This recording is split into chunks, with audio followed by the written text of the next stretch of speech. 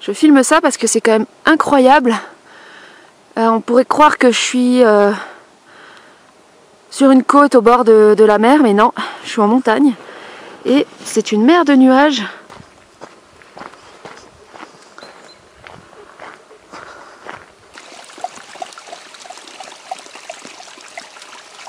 Ah. Hey! Pas mal du tout.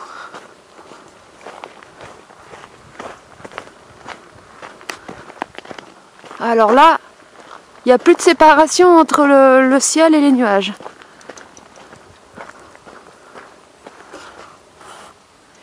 J'aime bien cette image. Cette mer de nuages, c'est un peu le mental, quoi. Puis ça, c'est l'esprit. Quand j'ai quitté le village ce matin, il faisait gris. C'était sinistre.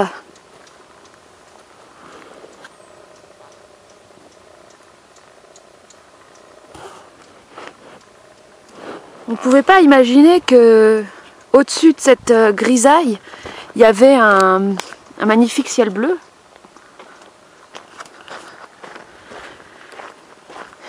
Et la marche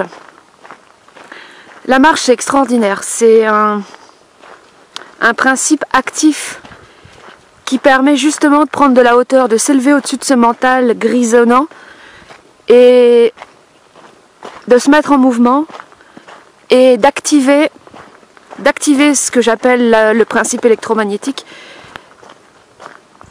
c'est-à-dire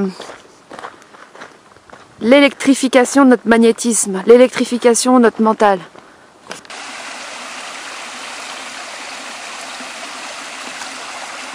La loupiote, elle fait pas la tournée des bars, elle fait la tournée des rivières. Ça, c'est très drôle.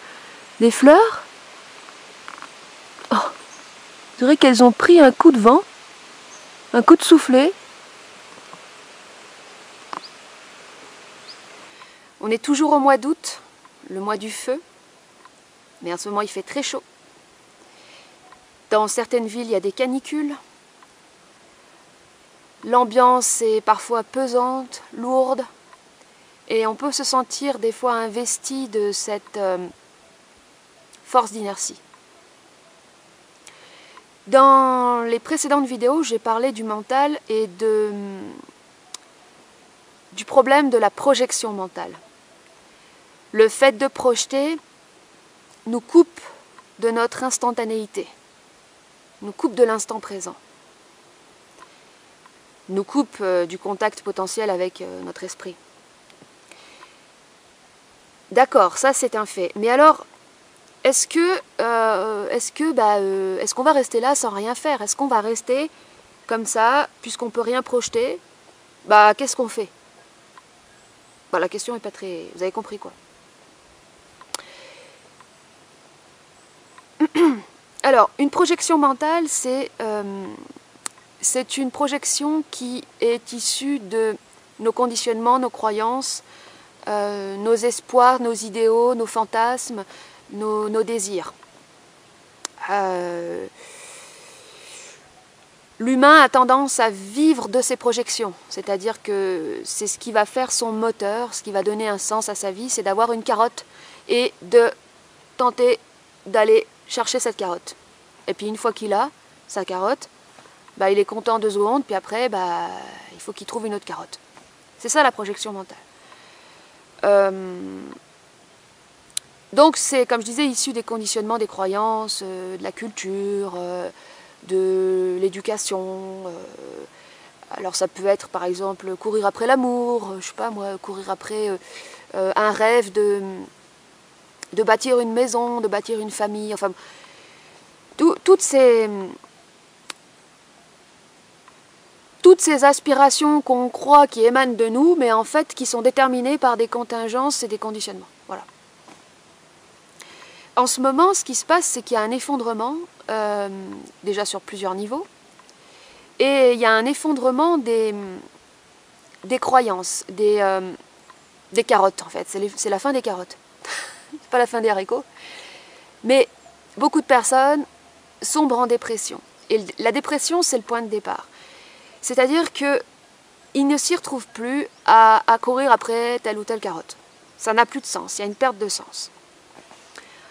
En plus de ça, il y a une grande instabilité vis-à-vis du futur, c'est-à-dire qu'on ne sait pas de quoi sera fait demain, on ne sait pas si il y aura à nouveau un confinement, si l'économie va reprendre, si est-ce qu'on peut encore faire des plans pour l'avenir. Donc tout ça, ça crée un effritement de ces systèmes de projection. Et donc la question que je me pose, c'est comment mettre une dynamique dans sa vie quand on sait qu'on ne peut rien projeter. Alors c'est là qu'il y a une grande différence entre le réel mouvement et la projection. Auparavant, dans le passé, on avait besoin donc de ces carottes pour avancer, de ces projections. Aujourd'hui, ça ne fonctionne plus vraiment. Pour autant, l'inertie peut aussi nous prendre et nous faire sombrer dans un état de grosse fatigue et d'inertie qui va être en fait contraire au principe dynamique. Alors, quand je parlais d'électromagnétisme ou de Merkaba, d'activer le principe électromagnétique, ce principe, c'est un principe actif. Et donc, l'inertie, le non-mouvement, ça va être contraire à l'activation de ce principe. Ce que j'appellerais la sédentarité, mais la sédentarité pas au sens strict du terme. On va dire plutôt la sédentarité de l'esprit. Le fait de stagner dans son mental. Le fait de tourner en rond, de ressasser toujours les mêmes choses. Et au niveau du corps aussi, du mouvement, d'entrer dans une routine, dans des habitudes, dans un mécanisme. Moi, je sais que c'est en fait ce qui me tue le plus. La mécanicité des mouvements, des gestes, des habitudes. Et comment amener donc du mouvement, du changement, de la vie, dans une vie sédentaire, dans une vie de famille, dans une vie de couple, dans le quotidien. Comment amener du dynamisme?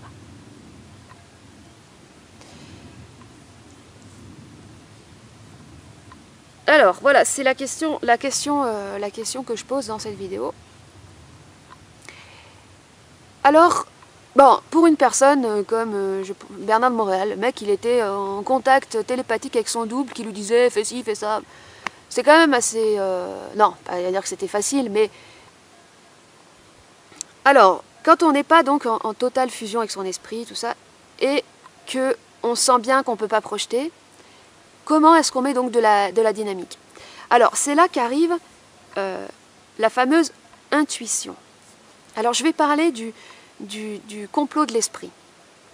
Ça, c'est un truc que j'ai on va dire réalisé, même si après il y a toujours des niveaux de réalisation et des niveaux de conscience différents, mais j'ai réalisé qu'en fait, le plus grand complotiste, le plus grand complot, c'était celui de l'esprit. Et si on voulait en vouloir à quelqu'un ou à quelque chose, on peut en vouloir à notre esprit. C'est l'esprit qui rend notre vie insupportable, étouffante. Parce que c'est à partir du moment où on commence à en avoir marre que la volonté émerge de par la colère. Et notre esprit a besoin de notre volonté. Mais il a besoin de notre volonté réelle, non pas de notre volonté de notre personnage qui veut courir après notre carotte et qui va tout mettre en œuvre pour avoir sa carotte, ou comme le petit écureuil dans l'âge de glace. C'est pas de cette volonté-là qu'il s'agit, c'est de la volonté réelle. Et la volonté réelle, c'est ce qui émane de ce qui nous met en vibration. Donc, on y arrive. Je parle de l'intuition. La question qu'on doit se poser, c'est qu'est-ce qui nous fait vibrer? c'est très très difficile à trouver, étant donné justement qu'on a tout ce conditionnement mental. Et par exemple, moi je me souviens, il y a 10 ans, il y avait un mec, un ami qui disait « Mais c'est quoi ton rêve? Vas-y, dis-moi, c'est quoi ton rêve ?» C'est très dur parce que comme on est conditionné, comme on a nos croyances et tout, on se dit « Ah bah moi mon rêve c'est de faire le tour du monde en avion. » Ouais mais attends, est-ce que ça vient vraiment de toi? Ou est-ce que ça a été inspiré parce que tu as entendu telle personne qui l'a dit, puis en soi ça a l'air cool, en idée c'est cool? Ouais mais en idée, mais en réalité, peut-être qu'en réalité, tu préfères faire le tour du monde à pied. Parce que c'est pas pareil que d'être en avion, mais dans ta tête, comme tu planes, comme tu es dans ton mental, comme tu es dans ta bulle d'irréalité, bah, tu penses à planer, tu penses à l'avion. Donc, c'est très dur de répondre à la question. Je ne dirais pas la question qu'est-ce qui te fait rêver, parce que les rêves, ben, c'est irréel. Mais qu'est-ce qui te fait vibrer? Ça veut dire qu'est-ce qui te met en vibration, en vie. Qu'est-ce qui te rendrait vivant? Et quand tu n'as jamais été vivant, mais tu ne peux pas savoir ce qui te rend vivant.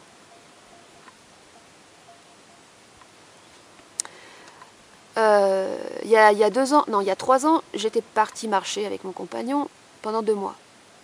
La marche, ça rend vivant. La marche, ça met en vibration. Parce qu'au bout de 10 jours, le mental saute. Il n'y a plus de mental. Il n'y a plus que de l'instantané. Il n'y a plus que du contact sensitif direct avec l'environnement. Et là, les informations commencent à passer. Réellement. Le débit, le haut débit commence. Les installations, en fait, on va dire éthériques, de contact avec l'esprit commencent à s'effectuer dans les corps subtils, par le biais de la marche. Donc, moi aujourd'hui, quand je me pose la question « qu'est-ce qui me fait vibrer ?» La marche. Mais avant, j'avais jamais marché. J'avais fait que des randos. Une randonnée sur 1 jour, sur 2 jours. C'est pas suffisant. Donc je ne pouvais pas savoir que ça allait être ça. Donc ces derniers temps, je me suis pas mal menti à moi-même parce que je suivais les gens qui parlent de l'apocalypse, de l'effondrement, comment se préparer à tout ça. Et je m'étais auto-persuadée que moi, ce qui me faisait vibrer, soi-disant, c'était de faire un potager, de développer de l'autonomie au niveau alimentaire et tout. Mais au fond de moi, mais ça me fait chier. Au fond de moi, si je suis honnête avec moi, l'agriculture, c'est pas mon truc. Faire pousser des légumes, c'est pas mon truc. Et c'est mon mental qui me disait oui, mais c'est important parce qu'il faut être en autonomie. Là, les supermarchés, tu pourras bientôt plus y aller et machin et tout. Qui c'est qui me parlait là? Qui c'est qui me parasitait ma tête? C'était ce mental de merde. Et si j'étais bien attentive, je me rendais compte qu'en regardant les vidéos sur les gens qui font des serres et tout, ça me faisait chier.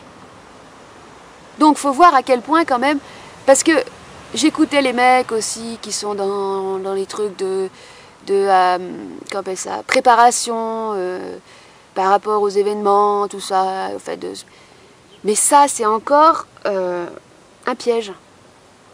C'est un piège, parce que c'est du magnétisme. Qu'est-ce qui se passe avec tous ces groupes, ces communautés qui veulent se mettre ensemble pour ensemble se préparer à l'apocalypse et tous ces trucs-là? Ils forment des sectes. En fait, le problème, c'est qu'on n'est pas débarrassé de l'astral. Et du coup, l'astral va tout tenter, tentera tout, pour justement créer des communautés, des sectes, pour pouvoir chapeauter, avoir un esprit de ruche. Le but, c'est d'empêcher la conscience individuelle. Donc, pour empêcher la conscience individuelle, il faut que les individus se mettent en groupe pour qu'ils pensent tous pareil. Donc, si vous avez des gens, mais c'est plein de bonnes intentions, qui veulent créer des espaces d'autonomie, de solidarité, d'entraide, de faire pousser des légumes, d'avoir des animaux et tout, c'est génial en soi. Je veux dire, moi, c'est le truc que je trouve le plus magnifique qui soit. Et ça me fait même rêver un peu, un peu.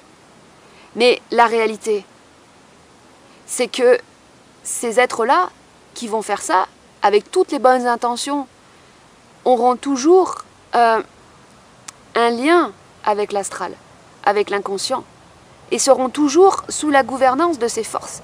Donc en soi, rien n'est possible pour le moment.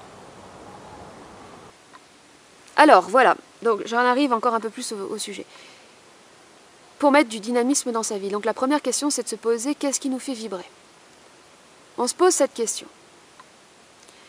C'est là que, quand on se pose cette question, en général, ce qui arrive, c'est quelque chose de grand.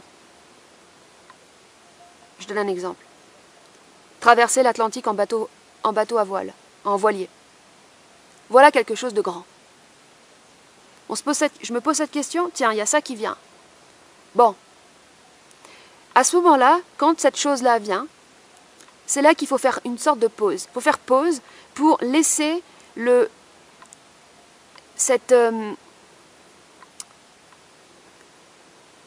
se laisser traverser par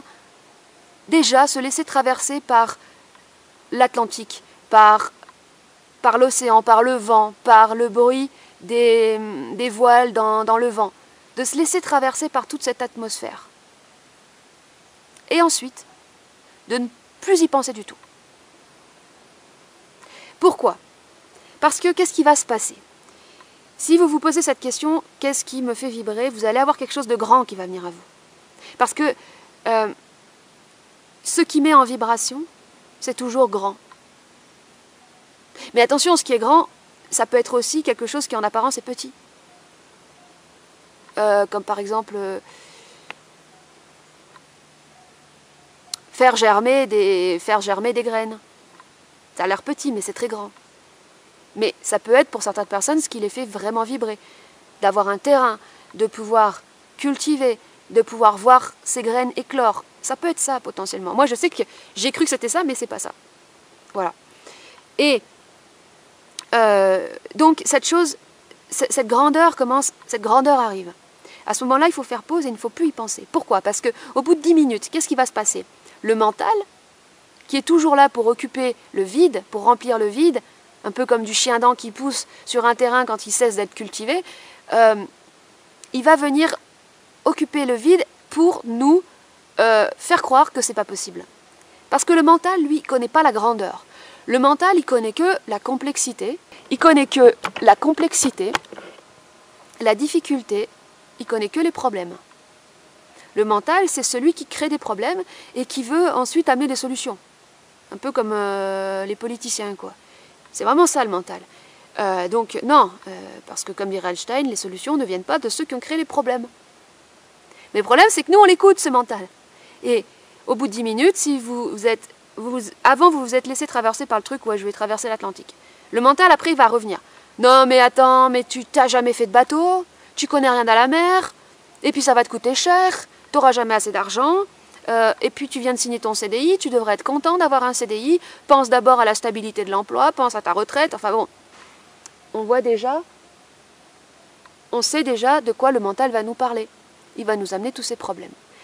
Et son objectif, ça va être de nous détourner, le mental, il va vouloir nous détourner de ce qui nous fait vibrer, parce que son objectif à lui, c'est d'être au centre de notre vie, le mental.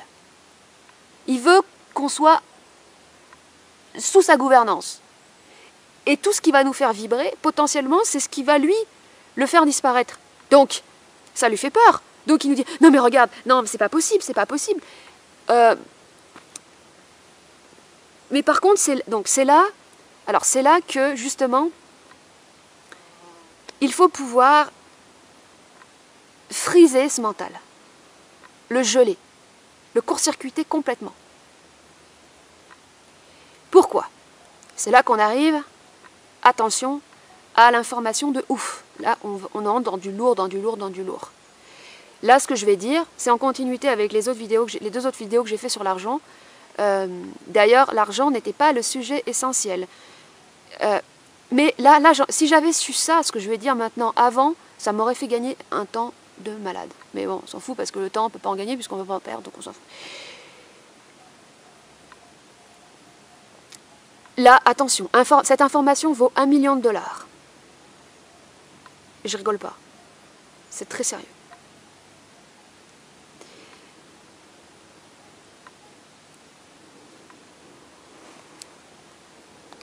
Ce que j'ai dit sur l'argent dans les deux autres vidéos, l'argent, c'est un moyen. C'est un moyen qui nous permet de, par exemple, réaliser des choses qu'on a à réaliser. C'est uniquement un moyen. On ne peut pas en soi vouloir de l'argent. Je veux de l'argent. Tu veux de l'argent, pourquoi? Pourquoi tu veux de l'argent? Pourquoi faire? Tu gagnes 1 million de dollars à l'euro million, en euros, tu gagnes 1 million d'euros. Tu vas faire quoi avec? C'est ça la question. C'est à quoi sert, à quoi va servir cette énergie? L'argent, c'est un moyen. Et qui c'est qui s'occupe du... Alors, putain, je ne sais pas comment le formuler le truc. Ce qu'il faut savoir, une chose très très importante, c'est ça ce que je dis, le truc le plus important de ouf. On doit se poser la question, qu'est-ce qui nous fait vibrer? On a la réponse. Le voilier, la traversée de l'Atlantique. Ok. Maintenant, comment est-ce que ça va être rendu possible, cette histoire? Les moyens. Comment? Le financier, les rencontres qu'il va falloir qu'on fasse, parce que si on ne connaît rien à la mer, on ne connaît rien au bateau, il va falloir qu'on rencontre des gens, il va falloir qu'on s'informe. L'organisation au niveau temporel, quand est-ce que je vais partir, pour combien de temps, plus ou moins, tout ça. Tout ce qui a trait au comment. Ce n'est pas notre affaire. Je m'explique. Ce n'est surtout pas l'affaire du mental. Et ça ne doit surtout pas être l'affaire du mental. Une réussite de quelque chose, une entreprise, une initiative qui nous fait vibrer, réelle, tient sa réussite à notre capacité à stopper net, à sortir le mental de l'affaire. Je m'explique encore un peu mieux. Attends, Loupia, viens voir, je t'enlève. Attends. Attends, voilà, tu peux aller faire un tour. Voilà. Le comment, donc tous les moyens, c'est l'affaire de l'esprit. C'est l'affaire du double. Parce que c'est l'esprit qui a toutes les infos et qui sait comment, la meilleure façon de mettre en place le truc. L'esprit, c'est le planificateur. C'est très très très important de comprendre ça. Bien sûr, bon, on n'est pas en contact permanent avec notre esprit, notre double, on n'est pas en télépathie, voilà, pour le moment. Moi, par exemple, c'est pas mon cas. Mais je sais que c'est l'esprit le planificateur. Pourquoi, quel est l'objectif de l'esprit? Quel est le complot de l'esprit? Quel est le plan de l'esprit pour nous? C'est de tout faire pour que dans notre situation de vie, on entre en vibration. On entre dans ce principe dynamique. Donc, l'esprit, il va tout faire, il va tout comploter pour que, justement, on ait des envies, des aspirations qui tendent à nous faire rentrer en vibration. L'esprit déteste l'inertie. Il déteste la sédentarité, il déteste la mort. L'esprit, c'est l'éclair qui vient pénétrer la force magnétique. Donc, son complot, il va nous transmettre, il va nous balancer des obsessions, il va nous balancer des envies, des aspirations qui vont devenir des obsessions, jusqu'à ce qu'on soit obligé de... jusqu'à ce que le mental ne puisse même plus interférer tellement que c'est obsédant ce qui nous porte. Mais à la base, ce n'était qu'une intuition. Donc, je reprends l'exemple du bateau à voile. C'est pas du tout mon truc, hein, mais pour moi, je pense à ça parce que ça représente quand même un dépassement de soi. Et ça, c'est très important. Ce qui nous met en vibration, ce qui nous porte réellement, sera toujours à voir, donc, comme je disais, avec une certaine grandeur, parce que l'homme doit pouvoir épouser sa grandeur. C'est la seule façon de dépasser sa condition et de dépasser ses formatages et tout ce qu'on veut. Et surtout, en épousant sa grandeur, il va être confronté à ses limitations, à ses peurs, à ses angoisses, à son passé, à ses traumatismes. Il va être obligé en fait d'aller au-devant et de les transformer. Si vous voulez traverser l'Atlantique en bateau à voile, vous n'avez jamais fait de bateau, mais vous êtes obsédé par ça, vous devenez obsédé par ça, alors vous allez aller au-devant de vos limitations. Et ça, c'est le complot de l'esprit. Parce que, en fait, l'esprit, c'est l'absolu, c'est l'illimité. Et nous, on vit l'expérience de la limitation, de la frustration, de la souffrance, de l'enfermement, de la matrice. La matrice, elle est mentale. Les personnes, je le redis encore une fois, mais ce qui se passe en ce moment avec les masques, les gens qui sont contre les masques et tout, qu'est-ce qui se passe? Ils sont juste en train de se rendre compte qu'il y a des limites, qu'il y a des contraintes, qu'on ne fait pas ce qu'on veut, qu'on est empêché. Il y a juste la matrice extérieure qui sort ses dents, qui se manifeste. Mais il faut ça, il faut que la matrice sorte ses dents. Plus elle sortira ses dents, plus elle sera visible, plus elle sera énorme, plus par effet miroir, l'homme se rendra compte, prendra conscience de son propre enfermement et de sa propre condition. Et nous, notre expérience, c'est qu'on vit l'expérience de la limitation et on vient faire descendre de la grandeur dans cette expérience de limitation. Et le fait de faire rentrer cette grandeur dans cette expérience de limitation, c'est justement la rencontre avec l'esprit, c'est le principe électromagnétique, c'est le dynamisme. Et ce qui met en vibration, c'est le voyage. Alors, on peut voyager, quand je parle de voyage, je ne parle pas d'aller au Club Med, d'aller à l'hôtel et tout ça, je parle de traverser des espaces, des mondes, des densités, des univers. Et il est possible, en fait, le fait de partir à l'aventure,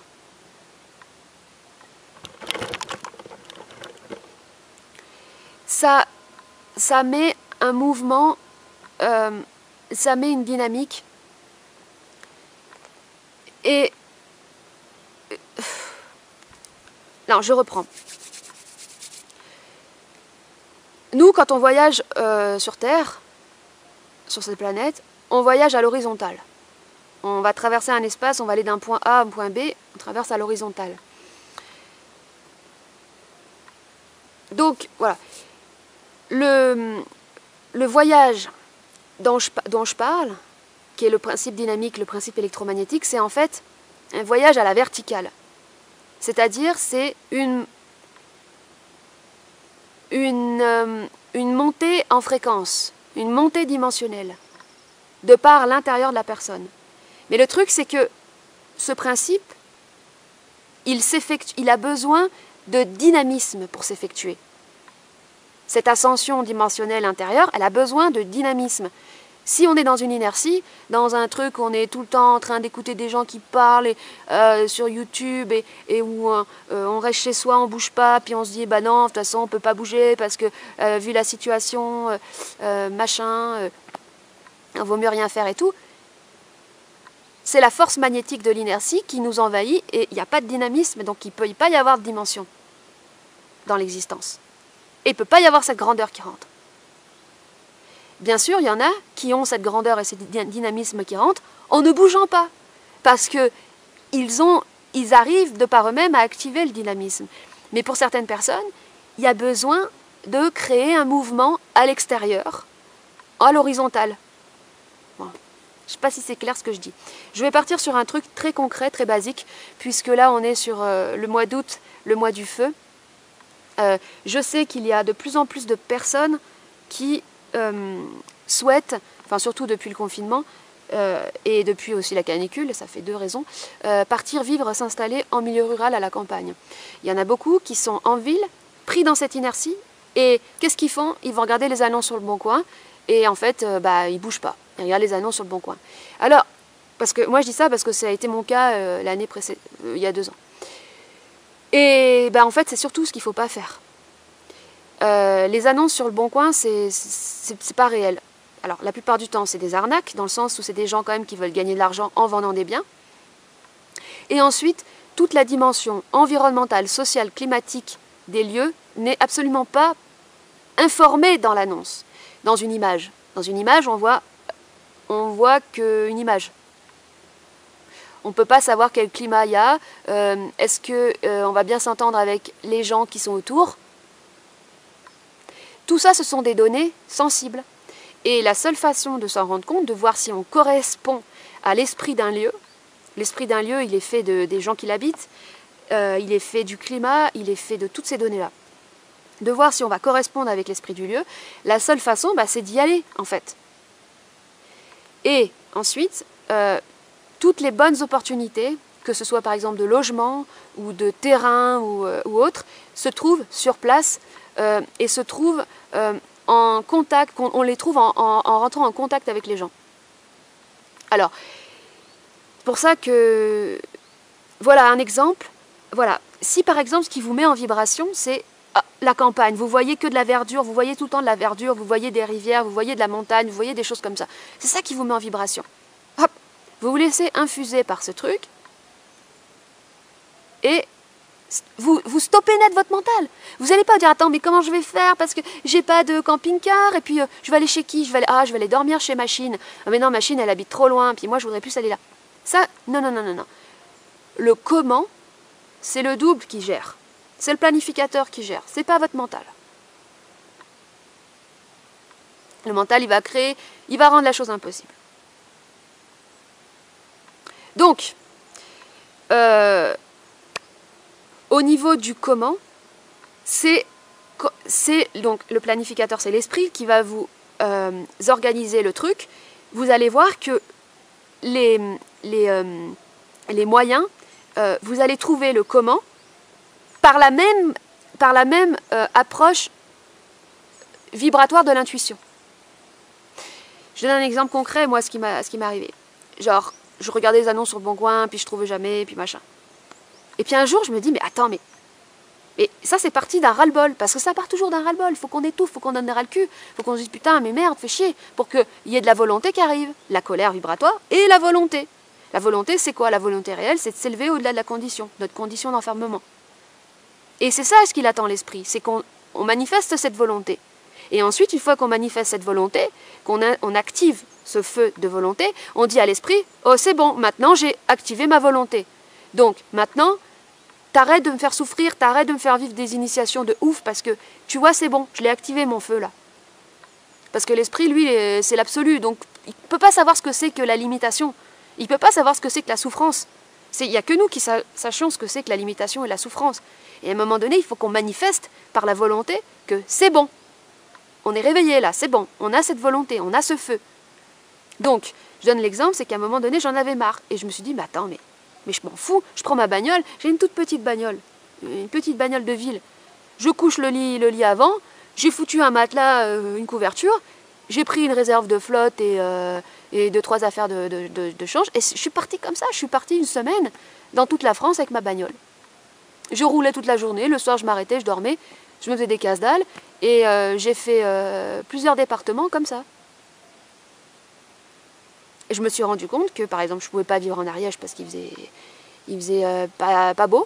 Mais il y avait plein d'annonces super intéressantes en Ariège, des granges à retaper, des trucs comme ça. Ouais, et les photos, elles étaient magnifiques, tu voyais un beau ciel. Mais ils avaient pris la photo quand il faisait beau. Mais il ne fait jamais trop beau là-bas. Alors il y en a, ils aiment bien qu'il ne fasse pas beau parce qu'ils peuvent faire pousser des trucs, ça pousse bien.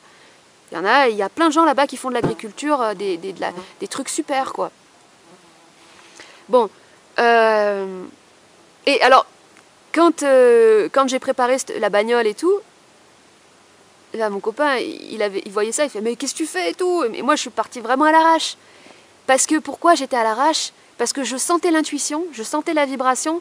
Vas-y, vas-y, mets ton matelas là, vite mets ton machin et tout. Et je voulais pas que le mental y revienne. Donc du coup, je me suis vraiment dépêchée. Il fait « Attends, tu veux pas rester manger à midi et tout ?»« Non, non, je pars. » J'avais trop peur que le mental y revienne. Mais le truc, voilà, c'est ça, c'est qu'il faut savoir que dans les moyens, dans le comment, ça passera par la planification de l'esprit, ça passera aussi par la vibration. Et pour peu que vous êtes en mesure de court-circuiter votre mental, vous allez voir que c'est en soi très simple. C'est très simple. Tout est très simple. Et même faire la traversée de l'Atlantique en bateau à voile, c'est très simple. Si on suit la vibration, si on suit la planification du double. Voilà.